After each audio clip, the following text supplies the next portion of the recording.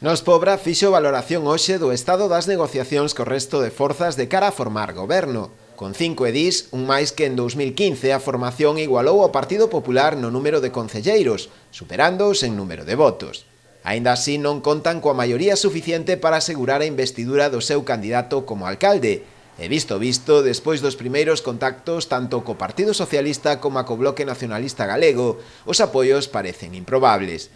Máxime cando estes últimos mostraron a súa intención de presentar candidatura a ese pleno de investidura e votar polo seu candidato. Pero esta opción abre tamén unha nova alternativa, complicada, pero posible. Con esta decisión, as probabilidades, a falta da confirmación definitiva de cal sexa o voto do PSOE, que nos esperamos que o sexa favorable en Nos Pobra ou en todo caso nunca o PP, son as seguintes. A primeira sería que o PP votase polo seu candidato, que semella a máis lóxica.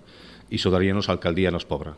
Por lo que decíamos antes, a lista máis votada é a que prevalece en caso de empate. A segunda sería que o PP votase polo BNG. Esta posibilidade nos a consideramos como factible e fixera alcalde a Ramiro Ubiña. Esta opción é posible pola decisión do BNG de presentar candidatura, algo que non fixo fai 4 anos cando obtiveron moito mellores resultados. Dende Nos Pobra consideramos que a primeira opción é a máis acaída, a máis xusta, a que determinou co seu voto a cidadanía da Pobra.